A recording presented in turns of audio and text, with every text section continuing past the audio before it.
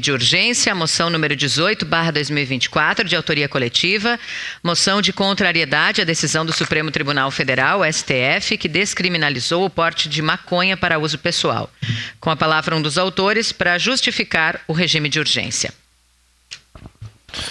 Senhora Presidente, senhoras e senhores vereadores, vereadoras, o pedido de urgência se deve ao STF, pelo STF, ao fato de que esta matéria foi votada na semana passada e, diante da repercussão negativa junto à opinião pública, o presidente da Câmara dos Deputados já designou um grupo de parlamentares para que faça uma força-tarefa, a fim de discutir o tema, que possam votar inúmeros projetos de lei que estão em pauta sobre o assunto no Congresso Nacional.